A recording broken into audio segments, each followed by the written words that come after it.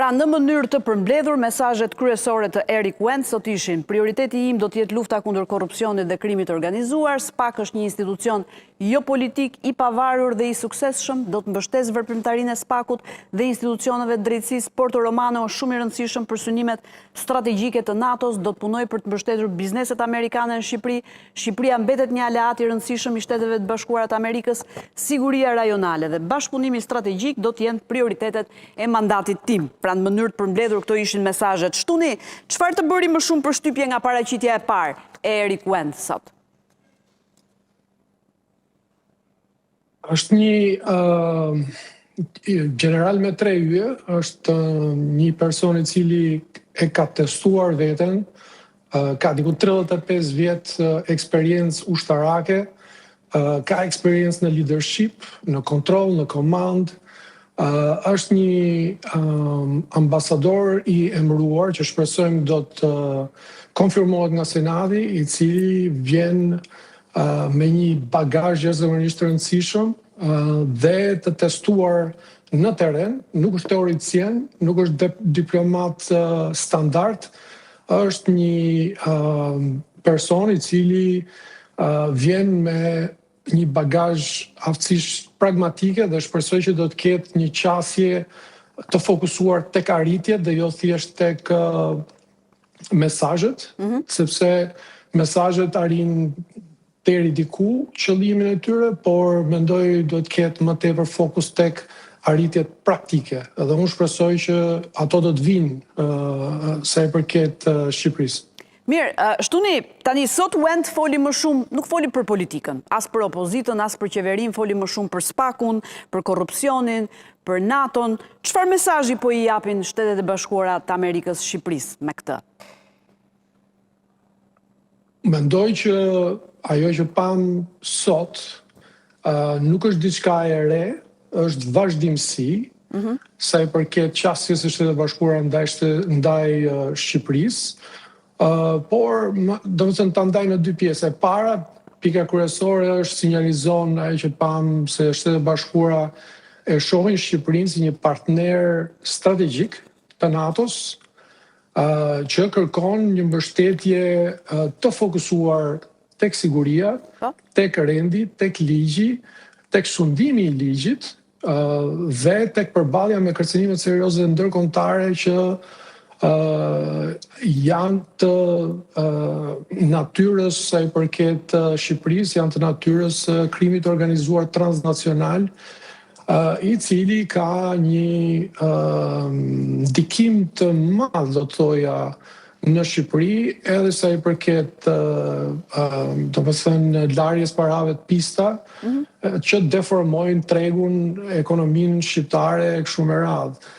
Këto nuk janë gjëra të reja, por pam një fokus të shtuar, po të shikojmë edhe prioritetet që u listuan, sidomos sa i përket luftës ndaj krimit të organizuar, që është edhe prioritet numër 1 i administratës Trump aktuale, sa i përket luftës ndaj karteleve të drogës në vendet e Amerikës Latine, me të cilat vendet të cilat Shqipëria ka sa duket, jo Shqipëria zyrtare, po flasim grupe të krimit të organizuar shqiptare kanë lidhje të drejtë për drejta. Pse po bëhet kjo? Sepse një partner i fortë, një partner i qëndrueshëm është gjithmonë një partner i aftë për të arritur synimet, qëllimet e përbashkëta. Dhe prandaj insistohet pikërisht në këtë, por unë e përmenda edhe më përpara, që është pjesa e dytë e përgjigjes për atë që më pyete.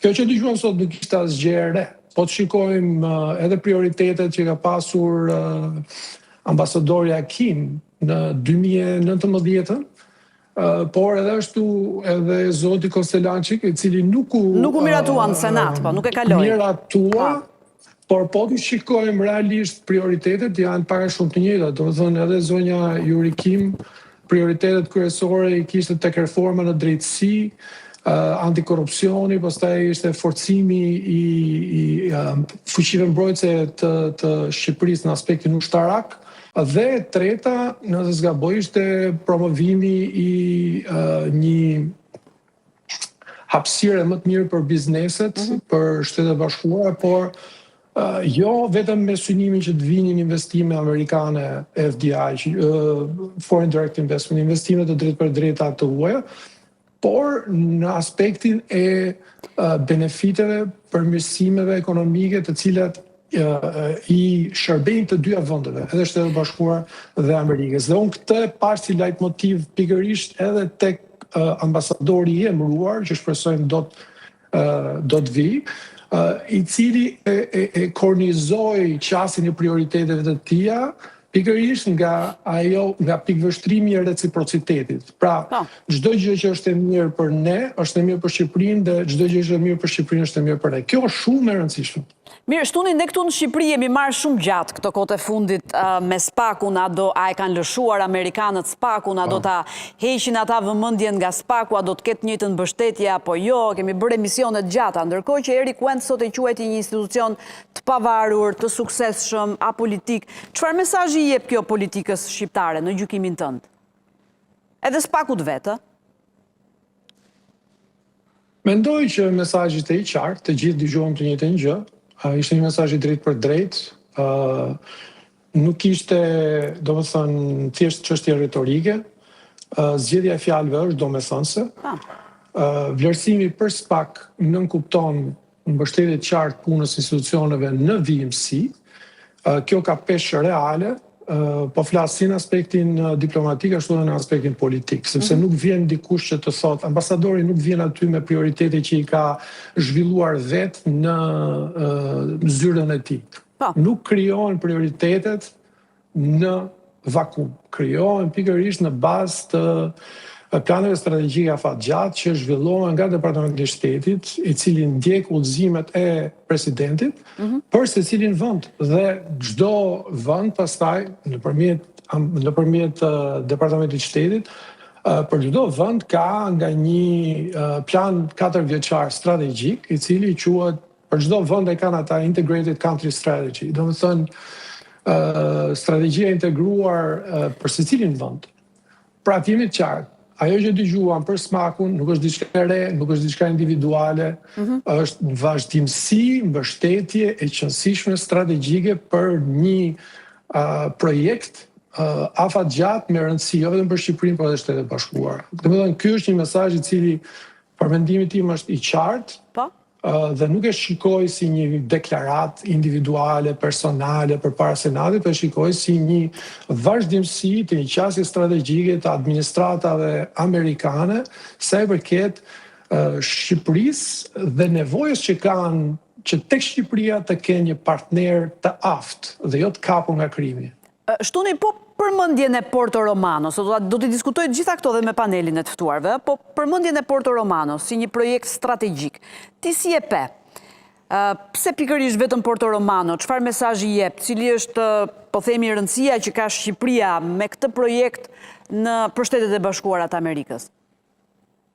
Nuk u përmend vetëm Porto Romano, po të keni të qartë një gjë që kur organizohen, po, domethënë, mund t'i fusim që të gjitha këto, po kur organizohen, jo e pat që aty nuk ishte vetëm ambasadori ose generali Eric Wend, ishin edhe të tjerë, të cilët janë temëruar për pozita të tjera. Pra nuk është fokusuar vetëm te Shqipëria ose vetëm te ambasadori, sepse është goxha më e gjerë. Dhe aty pra ke limitim kohor dhe sa mund flasësh për çfarë mund flasësh. Por mua më erdhi shumë mirë që u përmend specifikisht një projekt si Porto Romano. Pse të erdhi mirë? Po sigurisht që më vjen mirë sepse është një projekt i cili do ta vërë Shqipërinë në hartë. Nuk është vetëm çështja të flasim teorikisht për një aleancë dhe të flasim se na mbështet Amerika dhe ne mbështesim Amerikën. Apo kështu me radhë. Vetëm po flasim për projekte reale në terren, të cilën rrisin peshën specifike të Shqipërisë brenda aleancës, jo diçka teorike, ha? Pra, jemi përpara një gjë të shumë të rëndësishme, çfarë është duke ndodhur tani për sa i përket NATO-s.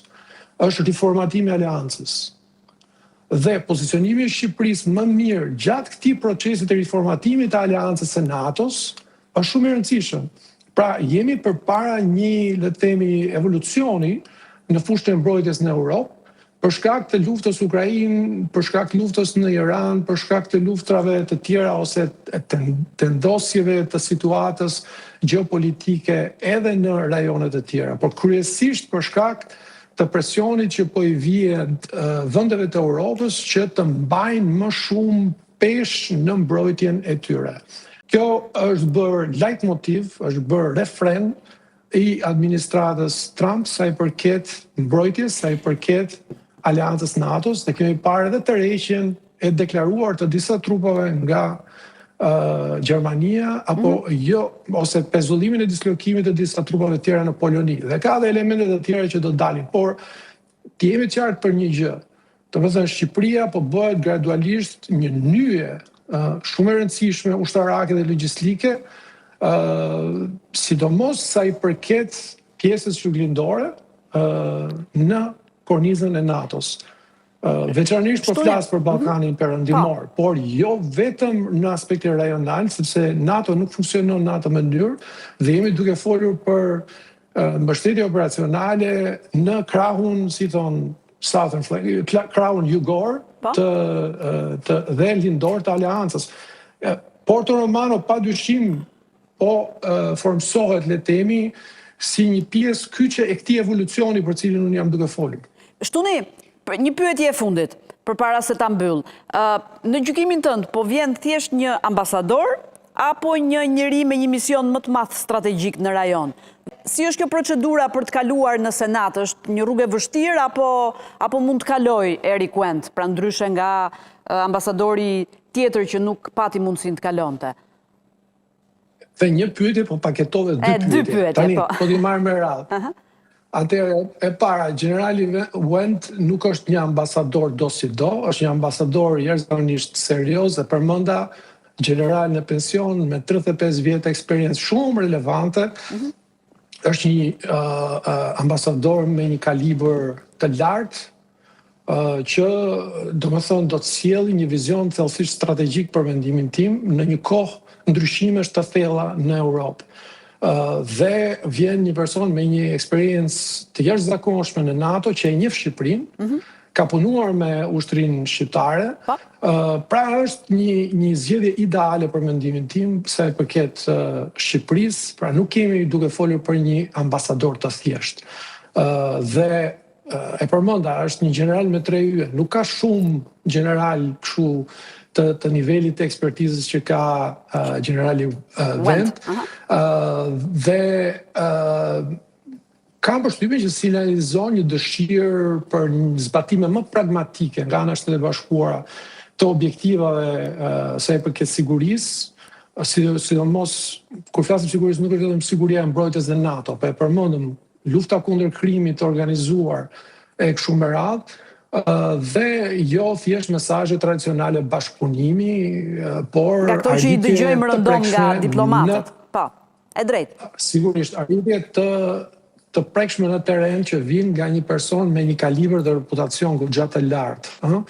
Dhe të jemi qartë që ky është një shpërblim, realisht si është një shpërblim për Shqipërinë nga Shtetet Bashkuara që të emërojnë një general të tillë me këtë lloj eksperiencë në këtë moment deciziv sa i përket riformatimit të strategjisë së angazhimit të Shtetit Bashkuara në Europë përmes NATO-s. Prandaj është shumë e rëndësishme. Dhe pyetja e dytë, pasi funksionon, mund të kalojë në Senat, si zgjat kjo procedurë, si funksionon? Mendoj që ne mund të futemi në detaje, por nuk është, do më thënë, mendoj që kësaj radhe do t'jetë ndryshe nga që ishte kandidatura zotit Kostelançik, sepse partia në pushtet, po flas për Partinë Republikane, ka shumë më tepër në kontroll jo vetëm emërimin, se emërimin e bën presidenti, po zgjedhjen sepse ka kartona, pra ka numrin e votave të cilat duhen për të kaluar në Senat. Tani, mbas seancës dëgjimore, kalohet, domethënë, në votim, dhe do të lajmërohet se çfarë do të ndodhi më mbrapa. Mendoj që do jetë një procedurë e shpejtë realisht. Pikërisht për shkak të asaj që përmenda që Partia Republikane ka shumë më tepër në kontroll dhe ky generali nuk është një person politik. Pra, edhe formati i kandidatit është i tillë që më bën të mendoj që do jetë një zgjidhje e shpejtë ose një konfirmim i shpejt, por edhe pozita e partisë në pushtet që është e presidentit, më lë të mendoj që do të ndodhi pas një lloj problemi. Pra me shumë gjasa do të kemi një general në rrugën e Elbasanit, siç ja kam vënë dhe unë titullin e emisionit. Shtunit, falenderoj shumë për analizën tënde. Shumë faleminderit. Jeni të mirëpritur, gjithë mirë.